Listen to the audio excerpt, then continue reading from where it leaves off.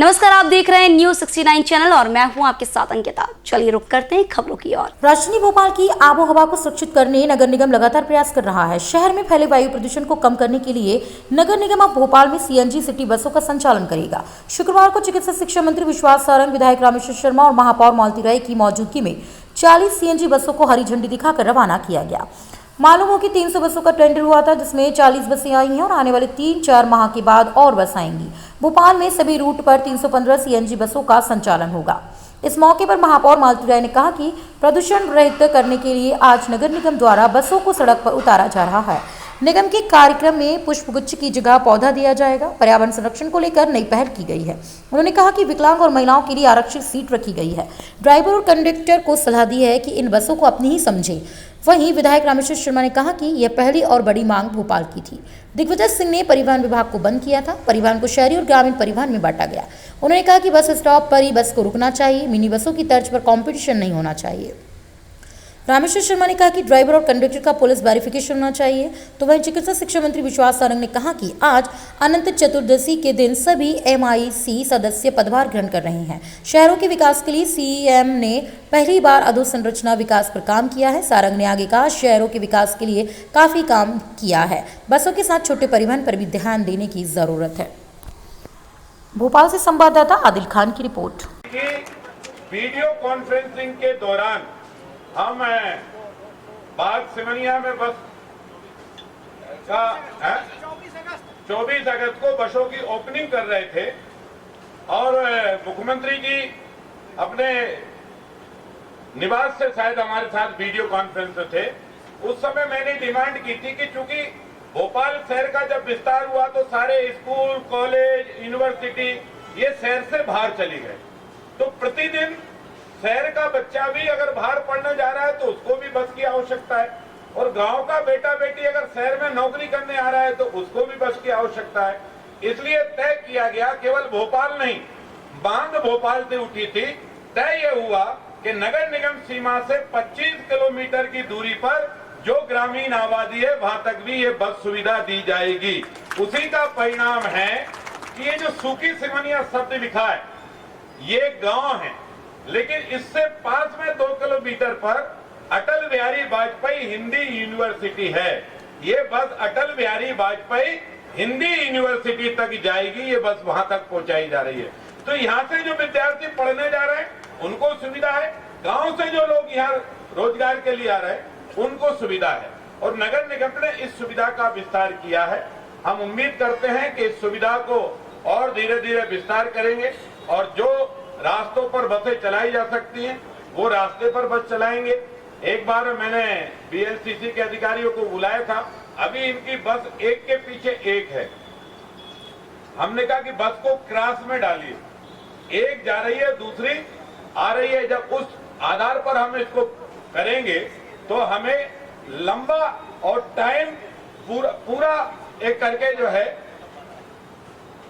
एक पूरी यात्रा सुविधाजनक दे सकते हैं, क्योंकि हम ये देखते हैं कि नागरिकों को बहुत जगह बसों के इंतजार नहीं करने पड़ते। ये अच्छी सुविधा है।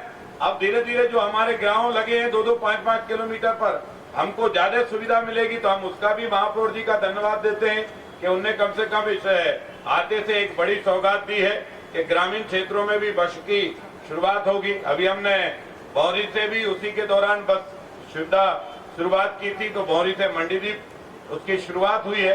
और हमने तो ये भी कहा है कमिश्नर साहब से कि जो भोपाल से लगे हुए दर्शनीय या बड़े पर्यटक स्थल हैं उन तक भी बस पहुंचाओ। प्रदूषण को रहित करने के लिए अच्छी योजनाएं चलाई जा रही है। पहले डीजल की बसें चलती थी और वो डीजल की बसों को हटाकर आज CNG की बसों को सड़क पर उतारा जा रहा है। और उसी तारतम्य में हमारे कार्यक्रम के मुख्य अतिथि सम्मानीय विधायक और मध्य प्रदेश शासन के मंत्री जी और विधायक रामेश्वर शर्मा जी को बताना चाहती हूँ कि नगर निगम एक प्रयास और भी कर रहा है कि जब भी नगर निगम का कोई कार्यक्रम होगा तो उसमें पुष्प गुच्छ की जगह पौधारोपण के लिए हमने व्यवस्था बनाई है, ताकि हम पर्यावरण को दूषित होने से बचा सके। उसी तारतम्य में आज हमने पौधे देने का संकल्प लिया है। पिछले कार्यकाल में भी यही तय किया था कि जब भी नगर निगम का कोई कार्यक्रम होगा तो पुष्प गुच्छ की जगह पौधा ही देंगे।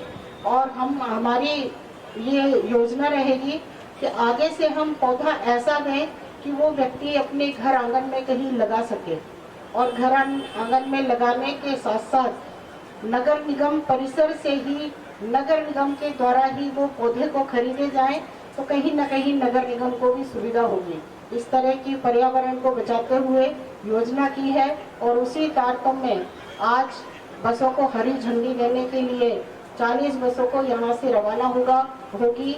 बस अपने इस कार्य को ग्रहण करें और आगे भी बढ़ाएं। आज दिन बहुत अच्छा अनंत चतुर्दशी का दिन है। आप सभी को अनंत चतुर्दशी की बहुत बहुत शुभकामनाएं। गणपति भगवान की हमने पूजा की, गणपति को स्थापित किया।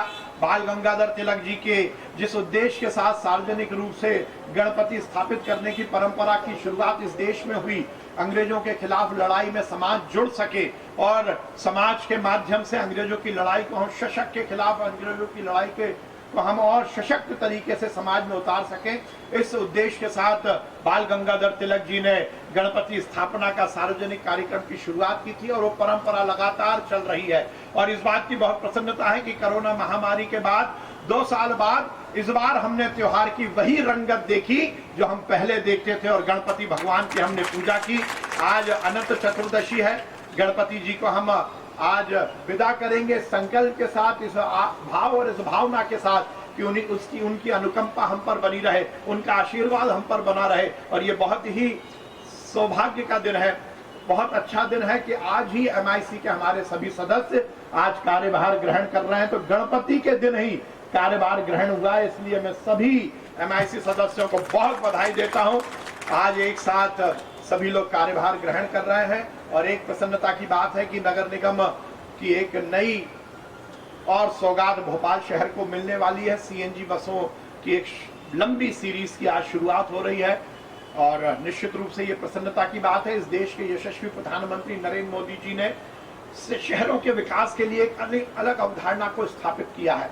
स्मार्ट सिटी का मामला हो या लोकल ट्रांसपोर्टेशन का मामला हो, नरेंद्र मोदी जी की सरकार ने निश्चित रूप से इस देश में आमूलचूल परिवर्तन करने का काम किया है। और उसी मंतव्य को आगे बढ़ाते हुए इस मध्य प्रदेश के यशस्वी मुख्यमंत्री शिवराज सिंह चौहान जी ने शहरी विकास के लिए एक नई अवधारणा को स्थापित किया है। और इसीलिए यहाँ पर रामेश्वर शर्मा जी बैठे हुए हैं, कृष्णा जी बाहर हैं तो वो आज कार्यक्रम में नहीं आई है। इस भोपाल के सब विधायक इस बात से इत्तेफाक रखते होंगे कि पहली बार शहरों के विकास के लिए किसी मुख्यमंत्री ने अलग मद की स्थापना की, मुख्यमंत्री अधोसंरचना विकास। ये भोपाल नगर निगम के सभी MIC सदस्यों ने कार्यभार ग्रहण किया, मैं उन्हें बहुत बधाई देता हूं। और महापौर जी की नई टीम का गठन हुआ है और सभी MIC सदस्य पूरे जोश के साथ आज अनंत चतुर्दशी के दिन अपने अपने कार्य की शुरुआत कर रहे हैं। उन्होंने कार्यभार ग्रहण किया है और मुझे पूरा विश्वास है कि वो जो विभाग संभाल रहे हैं उसमें पूरी शिद्दत के साथ काम करेंगे और महापौर जी के सहयोगी के रूप में एक अच्छी टीम भोपाल शहर के विकास में नए इतिहास को रचेगी। आज एक और प्रसन्नता की बात है कि अनंत चतुर्दशी के दिन भोपाल में 40 CNG बसों की शुरुआत हुई है। पहले लगभग 350 बसें भोपाल शहर में चलती थी, उसमें और इजाफा हुआ है और लगभग 40 बसें और शुरुआत हो रही है। अब लगभग 300-325 बसें भोपाल में संचालित होंगी। देश के यशस्वी प्रधानमंत्री नरेंद्र मोदी जी और हमारे मुख्यमंत्री शिवराज सिंह चौहान जी का सपना है शहरों को सुव्यवस्थित करने का।